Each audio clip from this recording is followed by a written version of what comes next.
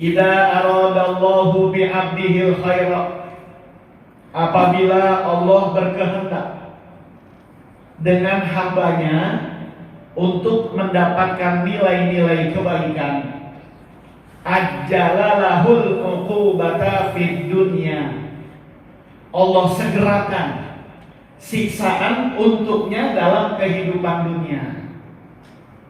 Wah, hidupnya susah ada. Hidupnya susah, banyak masalah, banyak problem. Baru aja kemarin motor bininya hilang, atau motor anaknya hilang, gitu ya. Banyak masalah yang dihadapi dalam kehidupan dunia.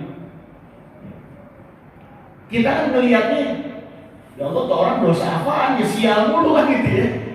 Padahal kalau kita mau melihat hakikatnya, begitulah cara Allah memberikan nilai-nilai kebaikan kepada seorang hamba. Sering dibikin apa ya?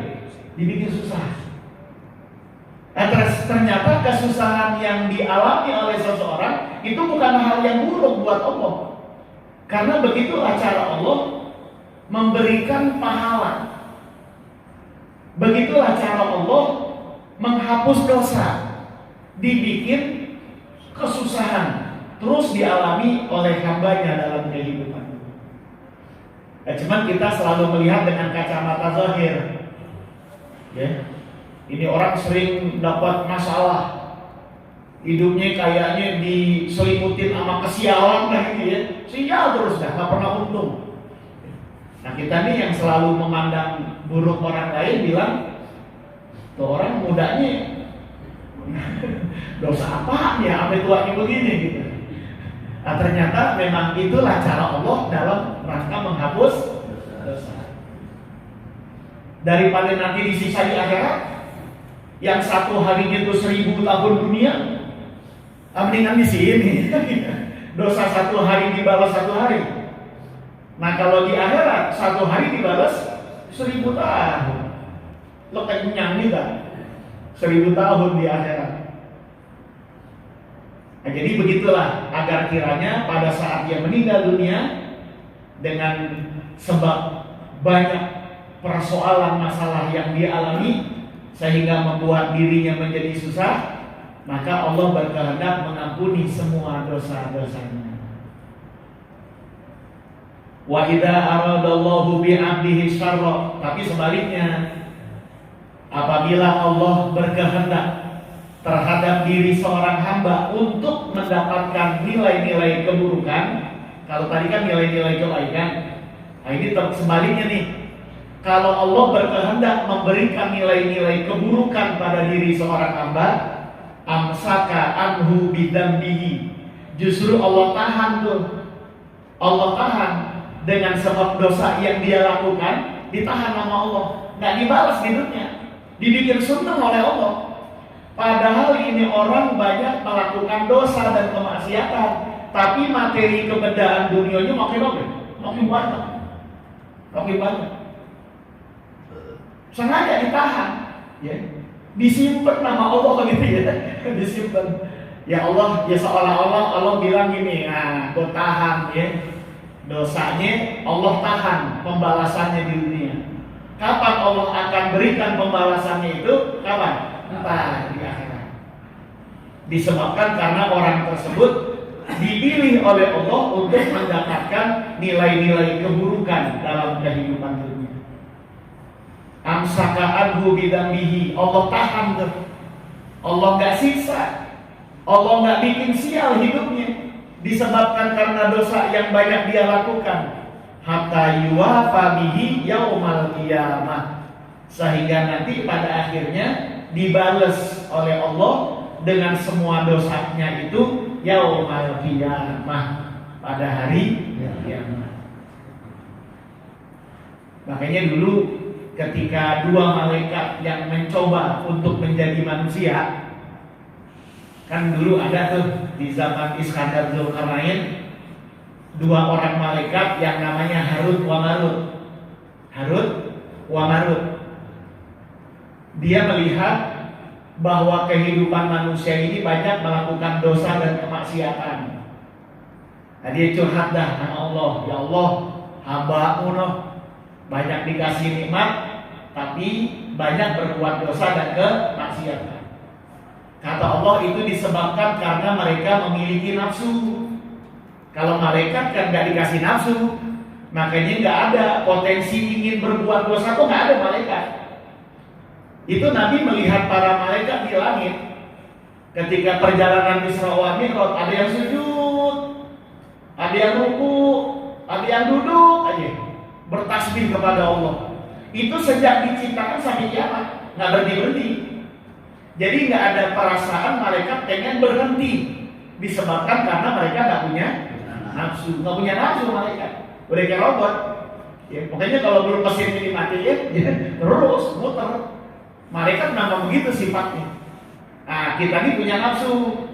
Nah, terkadang nafsu kita ini melawan apa yang diperintahkan oleh Allah. Bahkan yang dilarang kita kerjain. Disebabkan karena semua yang kita lakukan dikendalikan oleh hawa nafsu. Tapi kata Harut wa Marut, ya, tapi jangan begitu-gitu banget, kenapa ya gitu? Mentang-mentang dikasih nafsu, ngumbar nafsunya tanpa sadar bahwa kehidupan dunia ini akan berakhir.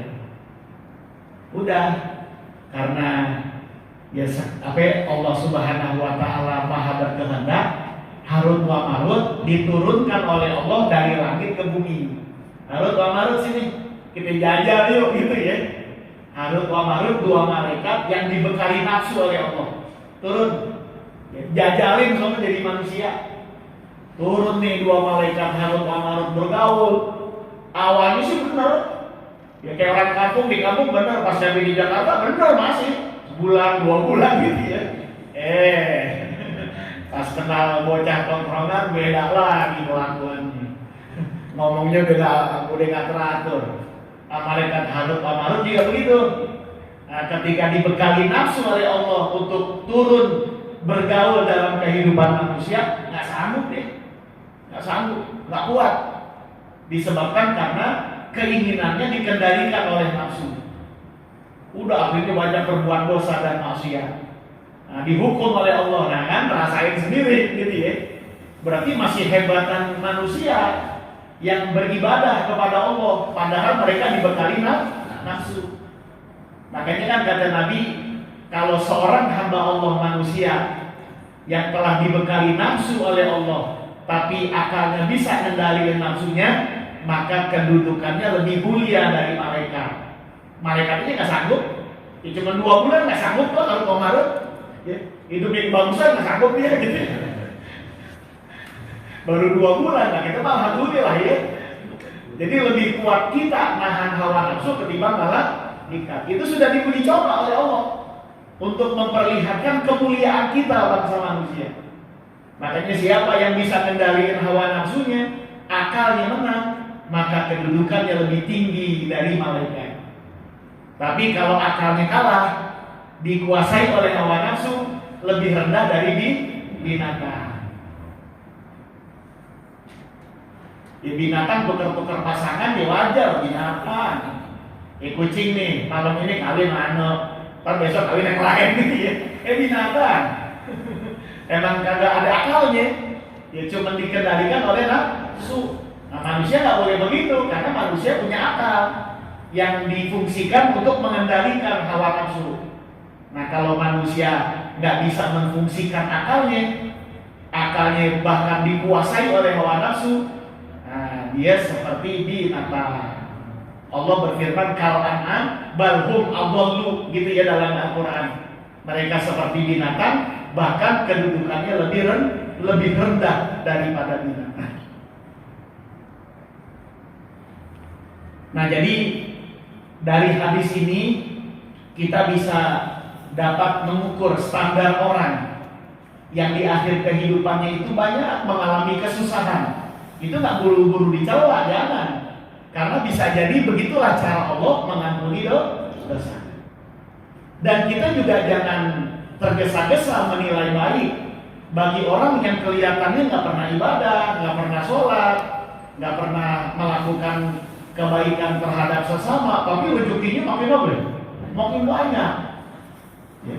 Bahkan perbuatan dosa dan maksiat ini banyak sering dilakukan, tapi duitnya makin banyak. Kita bilang berkawan tuh orang emang sengaja ditunda sama Allah, ditahan, dikumpulin gitu ya, dikumpulin sama Allah. Nah, ntar diberi pembalasan di akhirat. Nah, Harut wa Marut setelah dia berbuat dosa ditawarkan oleh Allah. Harut wa Marut mau disiksa di dunia atau di akhirat? Mereka tahu akhirat abadi, dunia sementara. Akhirnya mereka dengan penuh keyakinan memilih, ya Allah, siksa kesalahan kami di dunia saja. Nah, jadi sekarang ini Harut wa Marut ditempatkan di satu tempat yang dirahasiakan oleh Allah. Itu mendapatkan penyiksaan sampai tibanya hari kiamat. Karena Harut wa Marut tahu bahwa selama-lamanya penyiksaan di dunia itu gak abadi. Nah, kalau selama-lamanya penyiksaan di akhirat itu abadi. Nah, oleh sebab itu penyiksaan dunia jauh lebih ringan ketimbang penyiksaan yang Allah berikan di akhirat nanti.